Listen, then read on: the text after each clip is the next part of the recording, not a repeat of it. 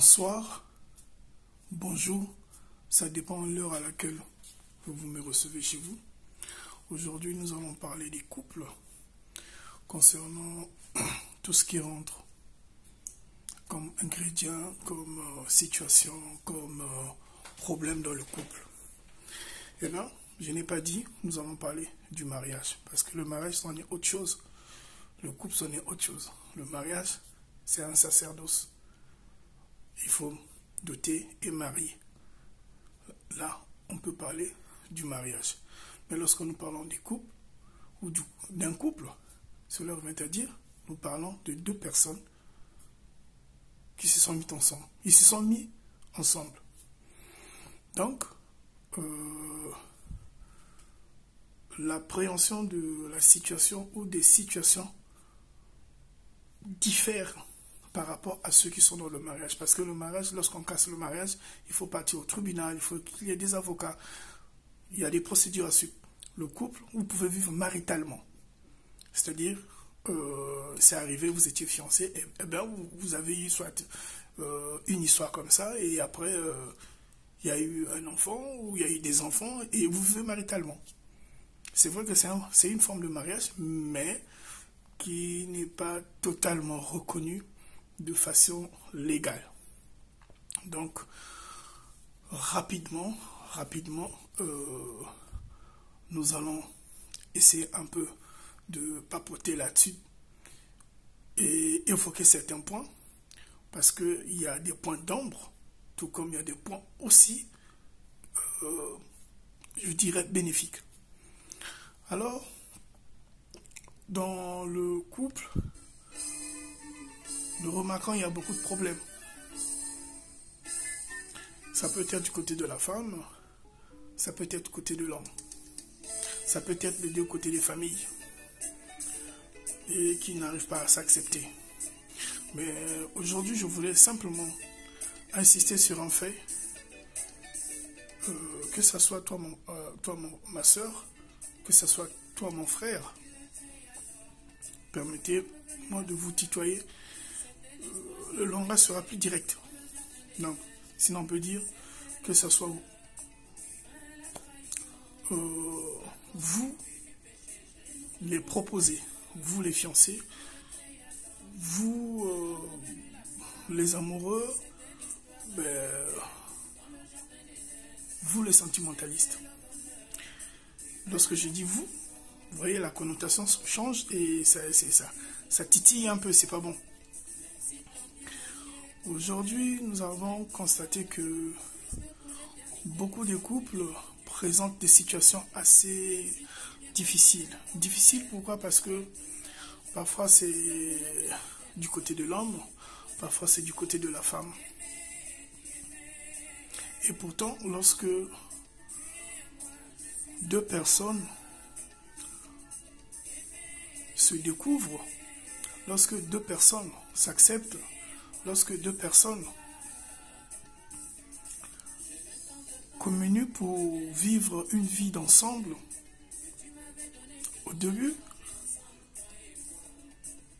on se promet mots et merveilles.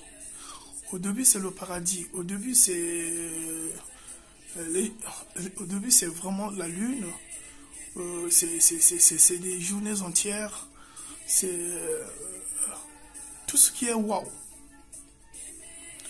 Et avec le temps, avec la fréquentation, la fréquentation lorsque vous êtes à deux, mais les fréquentations, ça peut être les parents, ça peut être les amis, ça peut être l'entourage. Là, les choses commencent à changer. Aujourd'hui, je voulais simplement souligner un fait. Ça peut être du côté de votre mari, ça peut être du côté de votre femme. Il faudrait que vous sachiez une seule chose, que vous devriez vous accepter. Vous devriez regarder ensemble. Vous devriez combattre tout ce qui semble secouer votre couple. Peu importe, nous avons beaucoup plus de gens qui sont des chrétiens, des gens qui sont des musulmans, des gens qui prient, des gens qui pratiquent. Mais ce n'est pas toujours facile. Pourquoi? Surtout lorsque les points de vue ecclésiastiques, c'est-à-dire que le courant religieux, le courant de croyance diffère. Là aussi, c'est un problème. Et même lorsque vous priez ensemble dans une même église, que ce soit dans les mêmes mosquées, ou peu importe ce que vous êtes, il y a aussi des problèmes. Simplement, nous croyons que l'amour, c'est un cours de mathématiques. C'est-à-dire, lorsque la femme fait ou pose tel acte, la femme se dit, je veux poser tel acte, et après je veux voir comment le monsieur va réagir.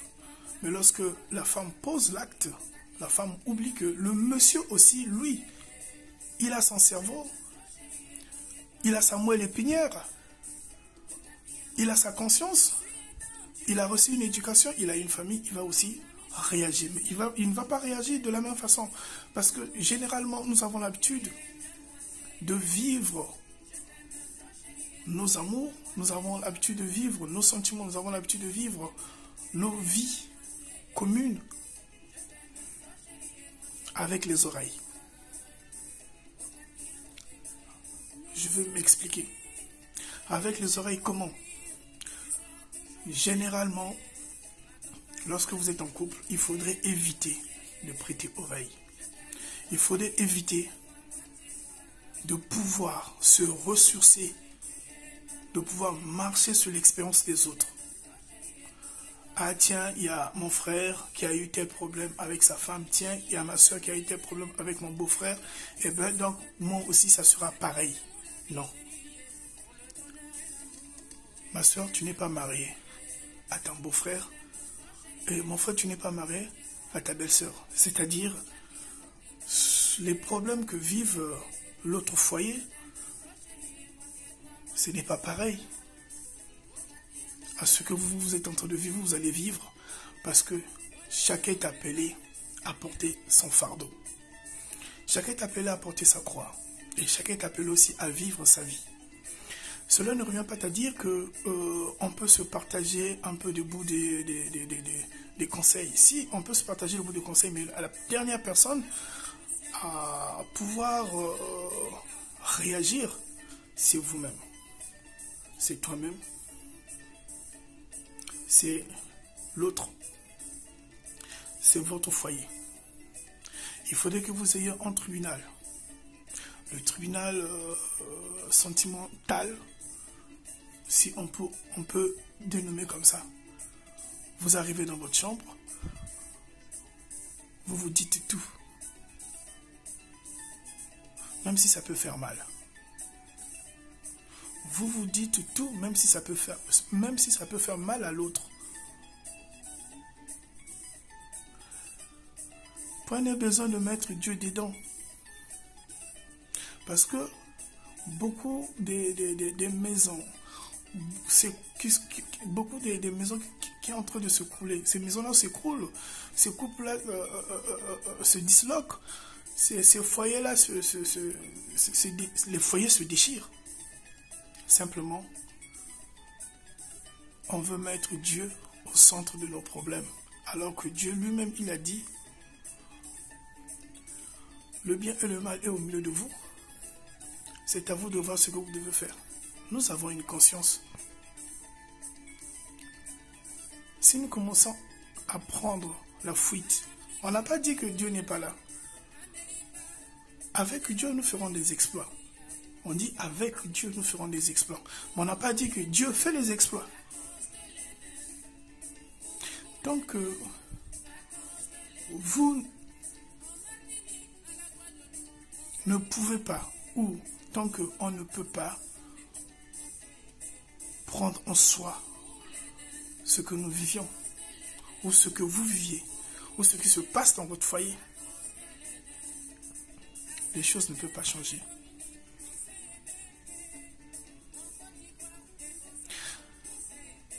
Essayez de pouvoir reconnaître vos torts. Essayez de pouvoir dire pardon à votre mari, à votre femme. Essayez de pouvoir se rabaisser. C'est très important. Essayez de pouvoir mettre l'eau dans votre vin. Essayez de pouvoir apporter l'attention particulière à votre partenaire. Nous observons beaucoup plus les couples qui prient, mais qui ont des sérieux problèmes. Parce que la prière a pris une place d'exigence dans le foyer. Nous allons voir parfois il y a certains hommes qui passent des mois entiers, des journées entières à l'église, des mois entiers, donc des perpétuels mois. Hein. Ils sont jeunes, ils sont carêmes, ils sont toujours dans cette communion totale avec Dieu. C'est pareil aussi avec nos sœurs qui ont donné une place de choix. Une place de choix au pasteur par rapport à leur mariage. Tout ce que le pasteur dit, tout ce que l'homme de Dieu va dire, elles s'appliquent à la ligne. Ou elles s'appliquent à la lettre. Mais posons-nous la question, est-ce que vous êtes marié au pasteur? Le pasteur a son foyer.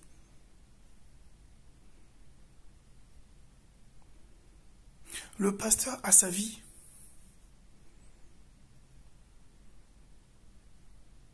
Mes frères et sœurs, essayez d'être comme les chrétiens de Béret qui vérifiaient toutes les paroles libérées. Les hommes de Dieu ont leur toit. Alors, si vous n'aménagez pas chez vous, qui viendra aménager chez vous? On a vu des femmes, le matin, elles se lèvent, elles vont à la prière, c'est pas mauvais. Elle revient à la maison, elle travaille un tout petit peu, elle repart à l'église, c'est pas mauvais. Le soir, elle est à l'église, c'est pas mauvais. Mais est-ce que vous vous êtes posé la question?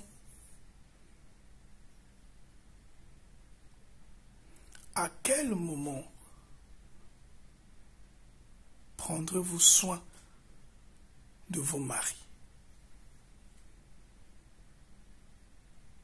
Est-ce que vous vous êtes posé cette question-là?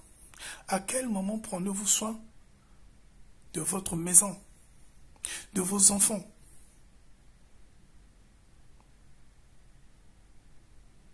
Est-ce que vous vous êtes posé la question que vos maris ont besoin aussi de vous? Et je dirais c'est vice-versa pour les hommes de Dieu, pour ces hommes qui sont des serviteurs de Dieu, qui passent leur temps à l'église. Je ne peux pas dire que non, mais quand on est pasteur, donc du lundi à lundi ou du 1er au 31, on est effacé à la maison.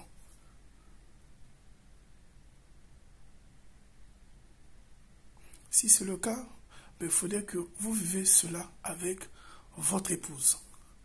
Vous êtes papa pasteur, il faudrait que la maman aussi soit élevée au même titre que vous. Pour que la maman puisse vous accompagner dans votre ministère. Là, c'est pour les hommes de Dieu. Il y a certains hommes de Dieu, on dit pas, je n'ai pas dit, je n'indexe pas, mais on n'a pas dit tous les hommes de Dieu. Non. Il y a une catégorie d'hommes de Dieu où la femme est restée dans la cuisine, où la femme, elle est restée effacée, où la femme ne compte pas. Il n'y a que le nom de Christ qui sort de la bouche. Mais même Christ lui-même, même Dieu lui-même, il a dit dans sa parole, il n'est pas bon que l'homme soit seul.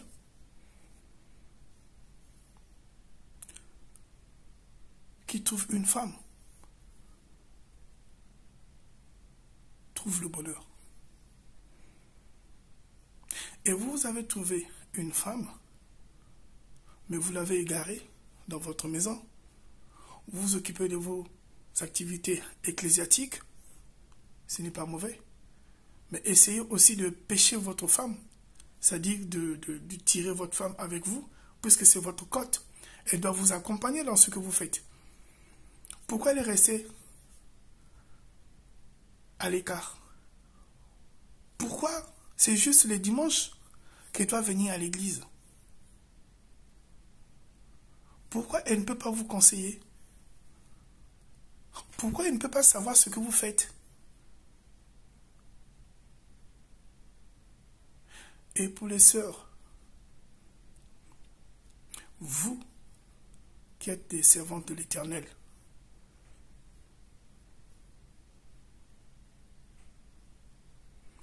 pourquoi n'avez-vous pas attendu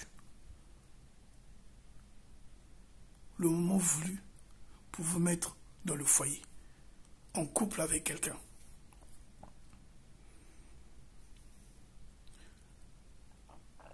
J'ai bien dit, on entame d'abord avec ceux qui sont dans l'aspect marial. Parce que l'aspect marial, c'est comment aujourd'hui on peut arriver à avoir une situation très délicate, c'est-à-dire on priait, mais l'erreur est arrivée. La sœur confesse devant l'église et dit, ben moi je ne peux pas avorter, je mets au monde. Et c'est là, bon, tant bien que mal, elle me montre, mais elle continue. Elle vient à l'église. Si elle était dans un ministère, elle était dans un département, ben, il y a certaines églises qui décident de faire asseoir ceux qui tombent, comme généralement l'habitude de dire, dans la convoitise, dans le péché. Mais entre-temps, la sœur est là, à l'église, et prie. Bon, malheureusement, en priant, elle met de côté le mari. Et là, elle dit, comme j'étais tombée pour la première fois, bon, maintenant là, monsieur, moi, je poursuis mon chemin, donc je ne veux plus encore avoir des problèmes avec l'église. C'est pas un problème. Mais si c'est comme ça, séparez-vous. Ou, ma soeur, vous n'étiez pas prête pour vivre avec un homme? Fallait attendre. Ou, vous vivez avec un homme? Eh bien, il faut gérer ce cas. Peut être vu autrement.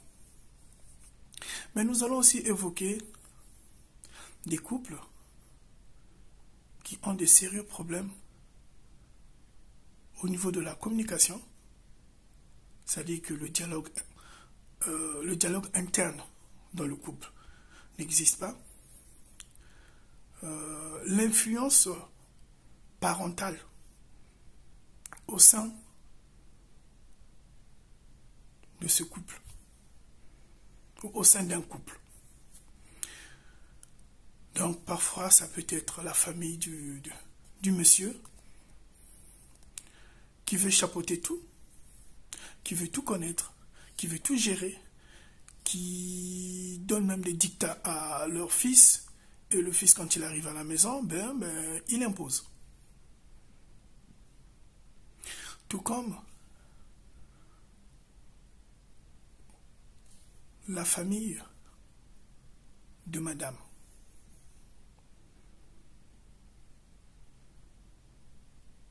La famille de madame qui impose par le canal de leur fille.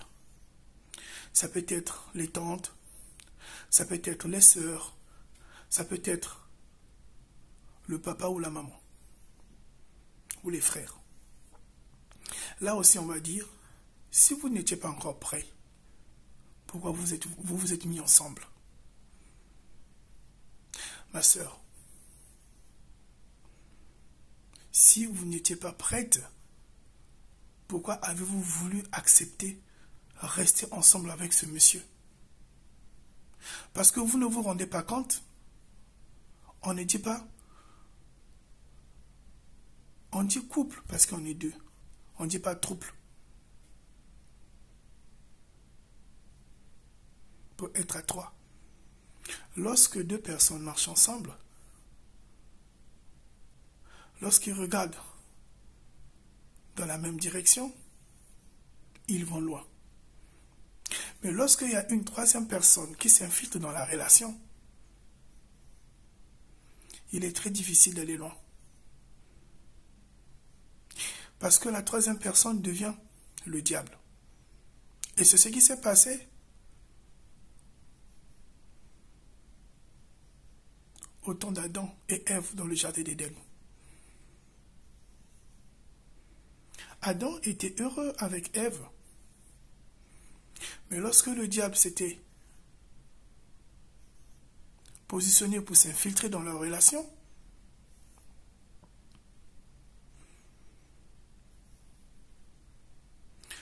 le malheur frappa Adam. Comme toujours, c'est l'homme qui paye. Le petit bonheur que Adam avait vécu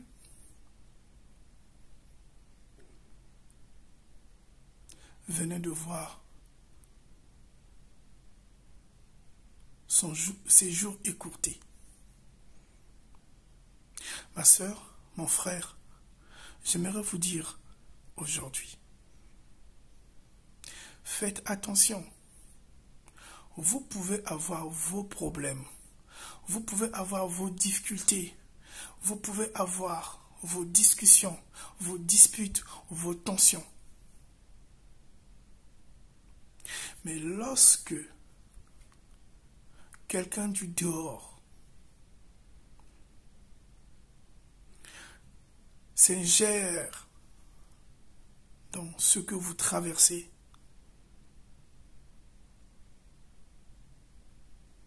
sachez-le, il faudrait que vous teniez bon. Sinon, tôt ou tard, c'est le divorce. Tôt ou tard, c'est la séparation.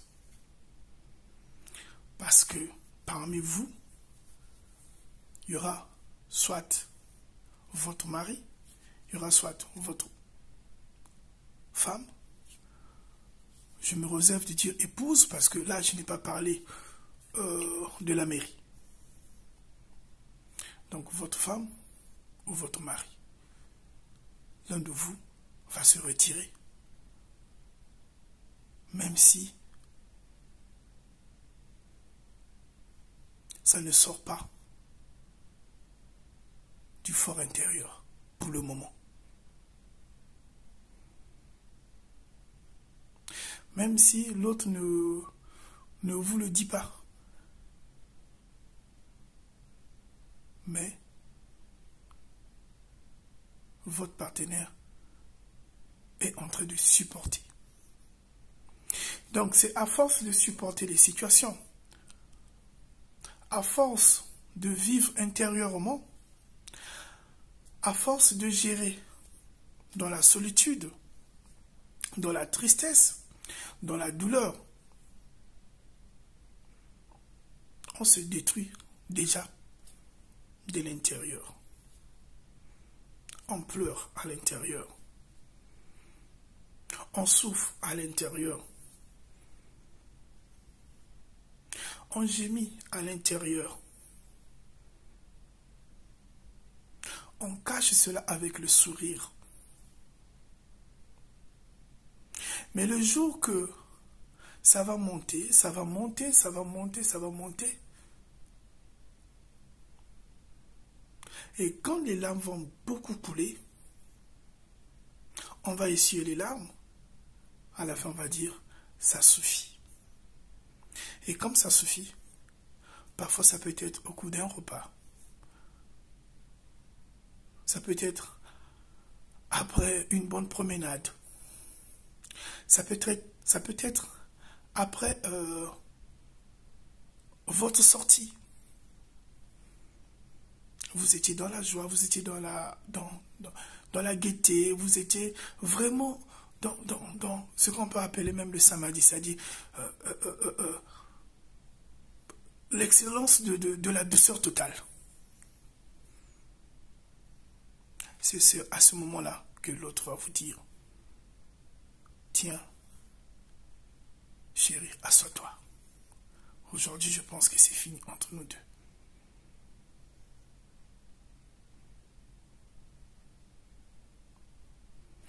Parce que lorsque vous vous êtes connus, vous n'étiez que 2 personnes. Il n'y en avait pas une troisième. Lorsque vous vous êtes connus, il y a des choses que vous vous êtes dit. Vous avez eu à vous dire des choses. Ah, mon mari, moi j'aime ceci, moi je n'aime pas cela. Ah, ma femme, moi j'aime ceci. Oh, à ce moment-là, c'est d'abord ma chérie, mon chéri. Vous avez fait votre choix. Vous avez fait votre choix, mais pourquoi votre choix doit devenir un choix universel? Pourquoi vous voulez écouter ce que les autres disent, ce que les gens de la rue disent, ce que les amis disent, ce que les parents disent? Mais ceux qui disent là, ceux qui parlent, ils ont leur foyer, ils ont leur vie. Est-ce que vous mettez vos bouches dans leur vie? Non. Est-ce que vous mettez vos pieds, vos mains, vos doigts dans leur amour? Non. Pourquoi vous ne pouvez pas leur dire, laissez-nous aussi vivre? Pourquoi vous ne pouvez pas faire comprendre à vos collègues? Je dis, c'est vice-versa, que ce soit l'homme, que ce soit la femme. Pourquoi vous ne pouvez pas dire à vos collègues,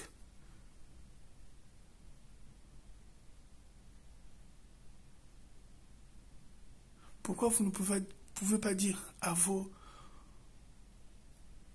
parents, pourquoi vous ne pouvez pas dire à tous ceux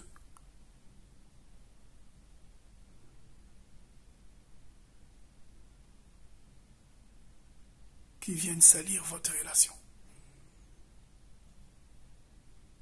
Pourquoi?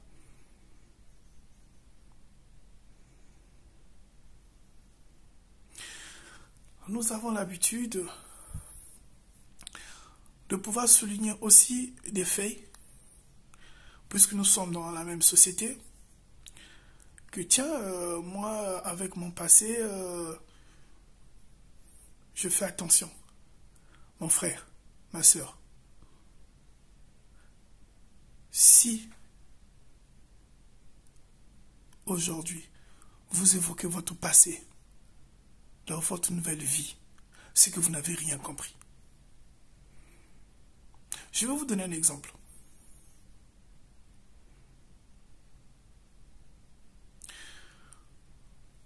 Vous revenez de quelque part, vous étiez dans la rue, vos pieds sont salis sous la pluie, donc avec tout ce qui est la boue, les dégâts de la crue, et vous arrivez à la maison. La maison a été bien nettoyée, bien carrelée. Donc, je dirais, la maison est bien carrelée, nettoyée, propreté.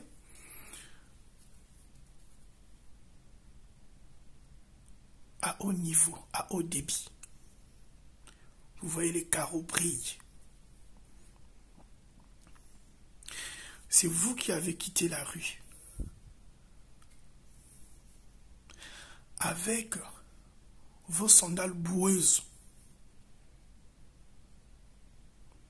Je vais vous poser la question. Est-ce que vous allez rentrer dans votre propre maison? Je ne dis pas peut-être la maison de X vous êtes, mais d'abord votre propre maison qui a été nettoyée. Bien propre. Vous allez enlever vos sandales ou vous allez rentrer dans votre propre maison avec les sandales boueuses.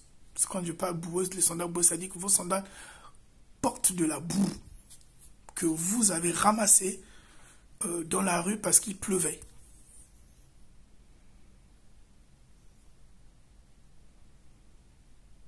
Les relations sont comme telles.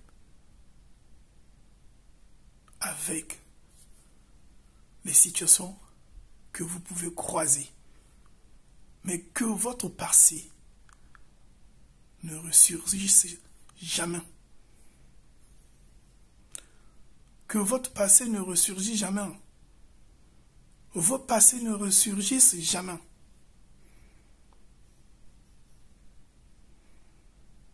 Ah tiens, moi j'ai eu un tel problème avec X, Y, Z. Vous étiez avec X, Y. La personne avec qui vous avez partagé votre passé, ce n'est pas la même personne que vous partagez votre présent. Ils n'ont pas reçu la même éducation. Ils n'ont pas grandi dans les mêmes milieux. Ils n'ont pas fréquenté les mêmes écoles. Ils n'ont pas la même famille. Ils ne portent pas les mêmes noms, ils ne sont pas nés les mêmes jours. Et ils ne réfléchissent pas pareillement. Qu'est-ce que le passé a?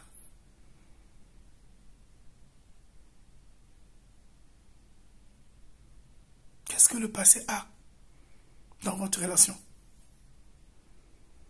Au contraire, si vous avez eu un passé, essayez de voir là où vous avez fauté avec votre passé pour faire des correctifs.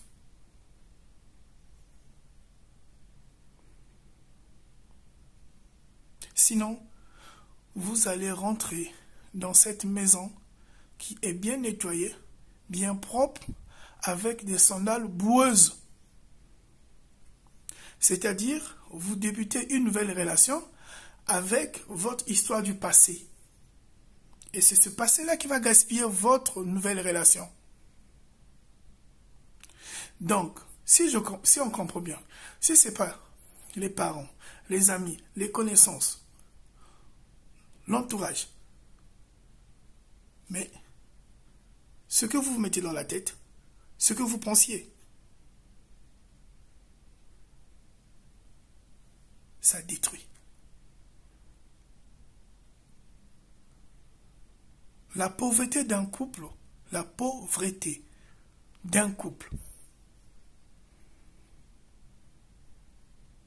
tout comme la richesse d'un couple, est d'abord mentale.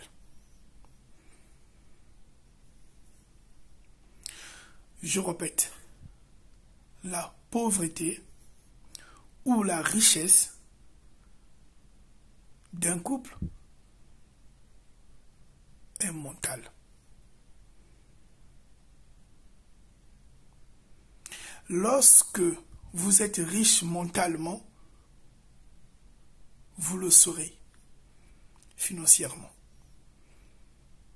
Lorsque vous êtes pauvre mentalement, eh bien, ça va se matérialiser dans votre vie. Notre extérieur n'est que le reflet de notre intérieur.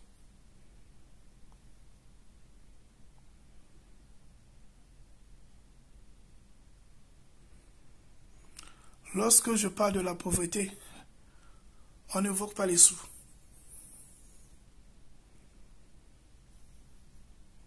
vous êtes pauvre mentalement, vous réfléchissez sauvagement.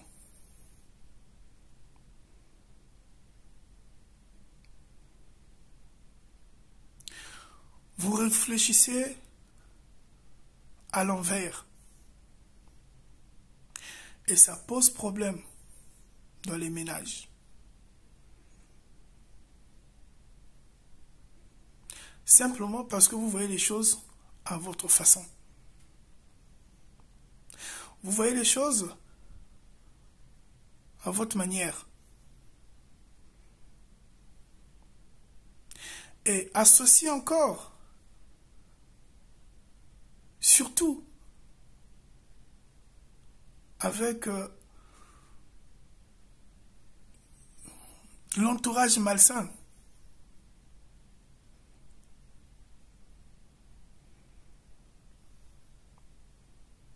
Associé avec les amis malsains ou les amis malsaines pour la femme.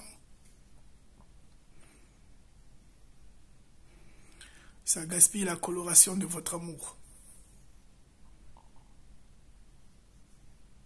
Mon frère, ma sœur. Juste pour conclure,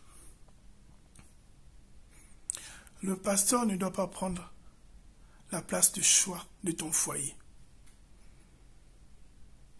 Et l'église ne peut pas être une occasion de chute pour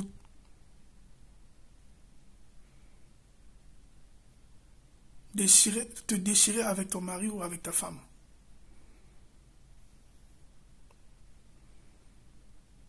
Et la famille ou les amis ne peuvent pas être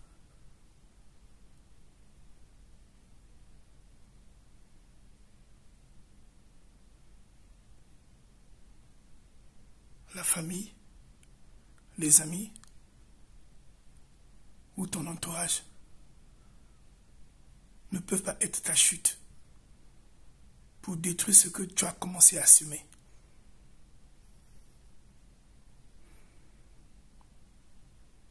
Vous ne pouvez pas plaire à tout le monde. Vous ne pouvez pas aussi convaincre tout le monde. Aujourd'hui, j'aimerais juste vous poser la question. Ceux qui vous conseillent, ceux qui viennent mettre leur bouche dans vos relations, est-ce que vous faites autant pour eux? Lorsque la personne vous dit ou vous pousse à faire quelque chose, est-ce que le jour où vous serez dans le malheur, cette personne viendra vous consoler?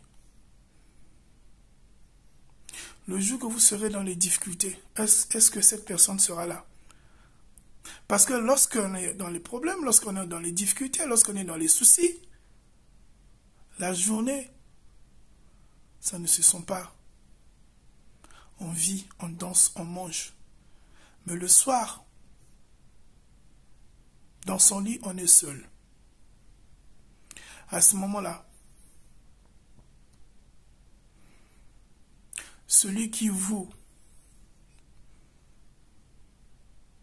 conseillait, tout comme qui se faisait passer pour votre protecteur, est-ce que cette personne, cette dernière,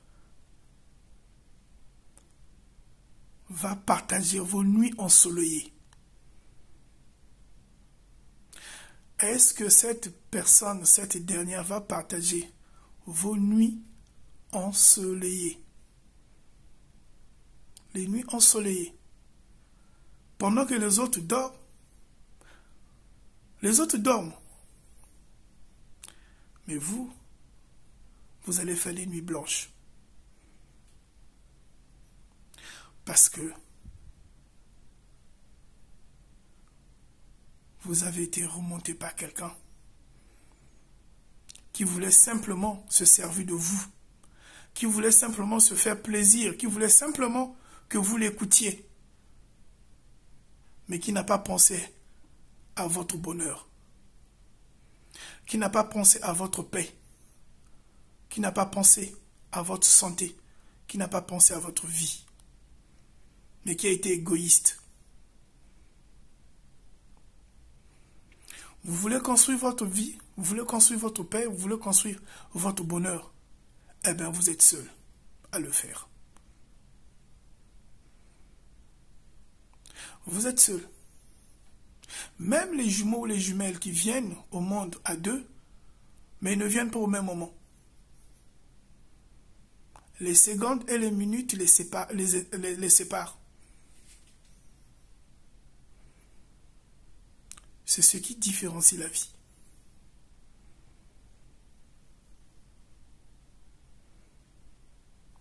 Pour aujourd'hui, j'en ai terminé. Merci de m'avoir accueilli chez vous. Et on se retrouve la semaine prochaine. Big up.